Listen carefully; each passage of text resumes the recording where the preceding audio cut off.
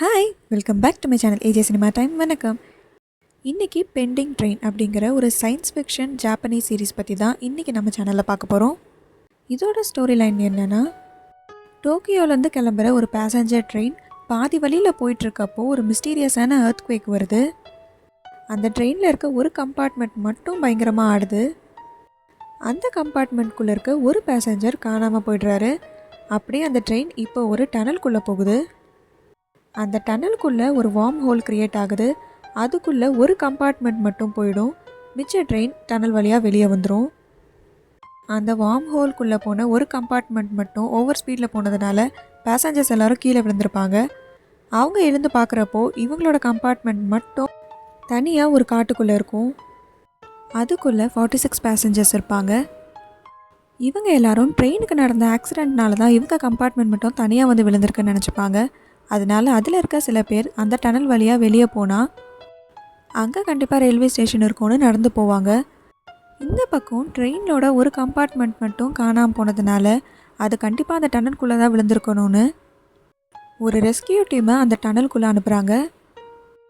இவங்க 2 பேரும் ஒரே டைமில் தான் ஆப்போசிட் டைரக்ஷனில் அந்த டனலுக்குள்ளே வருவாங்க.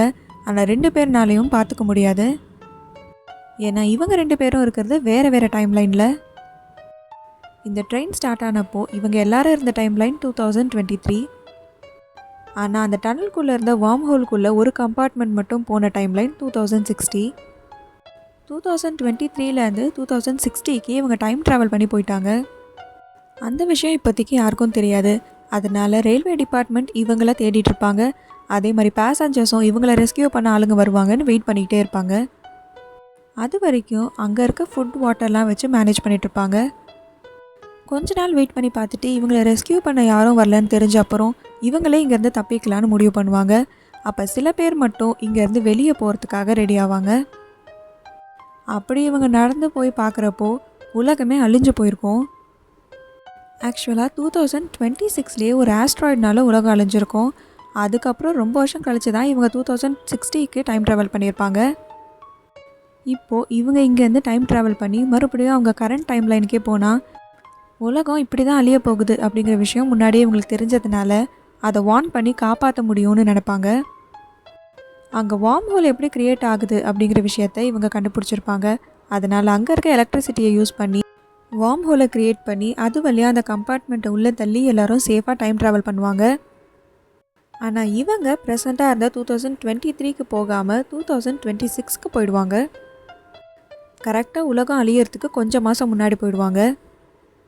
இந்த 46 பேசஞ்சர்ஸும் உலகம் அழிய போகுது, அதுவும் ஆஸ்ட்ராய்டாலன்னு சொன்னாலும் யாரும் இவங்களை நம்ப மாட்டாங்க. இவங்க டைம் ட்ராவல் பண்ண விஷயத்தையும் யாரும் நம்ப மாட்டாங்க.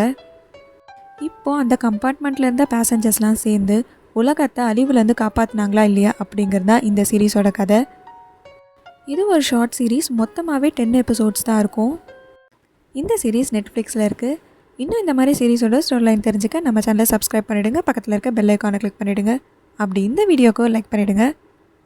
Tata, bye bye from AJ cinema time. வணக்கம்.